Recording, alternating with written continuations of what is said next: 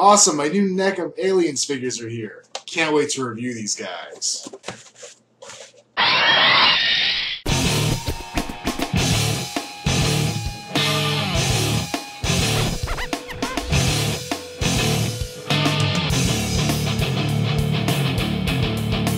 Today on Outside the Box Reviews, we are taking a look at the NECA Alien Series 3 Kane figure from the original Alien. Now, we have previously gotten the big chap xenomorph, but it's really neat to see NECA expanding their Alien line onto some of the other movies. Particularly in this case, the original film, getting some human characters to go along with our xenomorphs. And Kane is kind of a fitting choice to start this off with, since he is the whole reason we even have the xenomorph in that movie. Kane is also the first character in what I think is going to be a decent little selection of spacesuited characters from the original movie. We already know that Wave 4 is going to include Captain Dallas and Ripley both in their spacesuits. So really, that just means we need to get a Lambert in her spacesuit and we'll have all of them from the film. Kane comes with his little space laser gun thing here, and that's what I've read, is that in the novelization it is listed as a laser gun, which doesn't really seem to fit in with the rest of the Alien series, but it's pretty cool looking, some great detail on it. You can see the texture on the handle there, some nice dry brushing effect all over, giving it kind of this rusty, mottled look. There's red ends on both sides, kind of a drill tip over here. I think this was actually a sight down here at the bottom and on top, which doesn't really make much sense in a practical standpoint, but just as far as cool looking design, works very well. Now, a lot of people know that for the scenes including the spacesuits in the original Alien, they did use two different scales. They used the scale with the full-size actors, and they also used Ridley Scott's kids in miniature versions of the suits. From the comparison pictures I can find, this definitely seems to go more after the larger design held by the normal actors and not the kids version, but that's just random trivia, I guess. Here on the side is Kane's suit. He does have a little rubberized loop, and it took me a while to figure out how to actually install this piece fittingly, because most of the ways you put in kind of at an angle, it doesn't really hold in too well. But what it looks like NECA did in their promotional pictures is you actually slip this bottom little sight in and then bring the back of the handle around, and you get a pretty solid connection there. So I believe this is probably the best way to holster this weapon. Kane also comes with his flashlight, which is really cool looking. We have the kind of green strap across the top, this little whatever it is sticking off the back. But my favorite part is actually the little lamp itself, because they painted it in a beautiful silvery reflective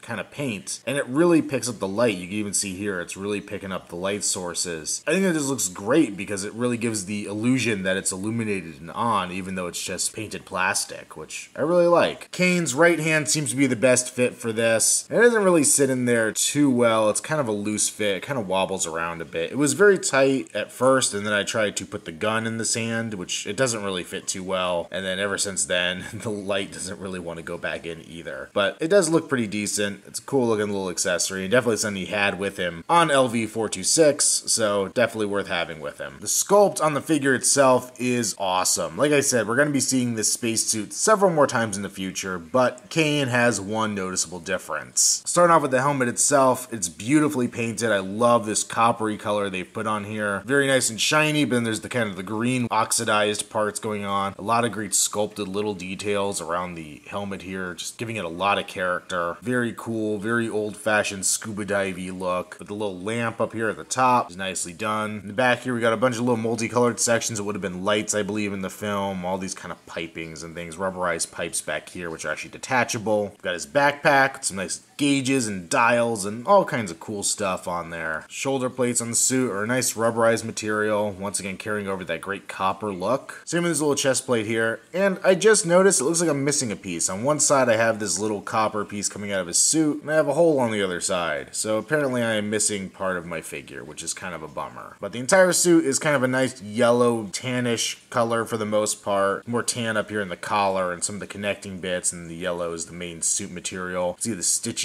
kind of going on here on the sleeves. Big old hockey pads going on. Some great washes applied to this to really get down to the cracks and crevices and really bring out the details and make them pop. Big old hockey gloves as well. Very big and bulky. So the little symbol there even on the knuckles, which is great attention to detail. You can see all the straps for his little, I don't even know what you'd call this, his mechanical cod piece. I don't know. But all the straps come around. We have, I believe that's the Nostromo logo there in his back pocket. Then on his legs, similar details to the arms. Come around for for the hockey pads, and then his big clunky looking boots, which are nicely detailed and even kind of detailed in the bottom a little bit as well with peg holes. But of course, the real thing on here is the helmet and the head sculpt underneath. You can see it's a pretty nice clear plastic, and then we have this sunken in 8-away section here in the middle, and we can see what's going on underneath. But if you want a closer look, the helmet comes apart in 2 different stages. We could take this top section off, and this bottom section you can loosen up, and the easiest thing to do is rotate it and then pull it off the head. And there we have Kane with a face hugger on him, which is great. Now there is no John Hurt likeness. I believe I heard he declined to have the figure made in his likeness, so you can't peel this away. It's not like the NECA Michael Keaton Batman where the fully sculpted head's there, you just need to get to it. I peeled back the face hugger a little bit, and his entire center of his face appears to be a big peg hole, so really no getting this guy off there. But it looks really nice, very cool looking. He's got the tail around his throat. Facehugger is a little rubberized, which is really nice as well. Big, long, spindly fingers. Great detail on his hair as well. And from what you can see of it, it does look like John Hurt, so that works. For articulation, we have a ball joint at the base of his neck, so there's pretty good range of motion there. Pin socket shoulders, so you can go out to the side very far, forward and back. We have a swivel at the bicep. A pretty minimal joint at the elbow. It really doesn't move a whole lot because of the bulkiness of the suit. You can also swivel at that joint as well, but not doing a whole lot. We have a ball joint at the wrist with a decent range of articulation given how bulky the glove is. We have a mid-torso ball joint to go forward and back, side to side tilts. Also a similar ball joint at his waist, so you can get even more range of motion out of him there. The lower section here is that diaper, as I always call it, the rubberized kind of pants section. So you can move the legs with a lot of range of motion. You go forward and back and out to the side, as well as swivel at the upper leg. Now mind, because the upper leg is so bulky, it does tend to push in on the diaper, and you kind of have to play around with it to kind of get it underneath and have it move correctly without really smashing everything down. So just be aware, it does take a little playing with to get it exactly right. The bend at the knee, which is about 45 degrees, so definitely better than the arm, because swivel as well at the lower leg, and then a really nice ball joint at the foot, which is very nice and tight and very chunky feeling, which is always good with a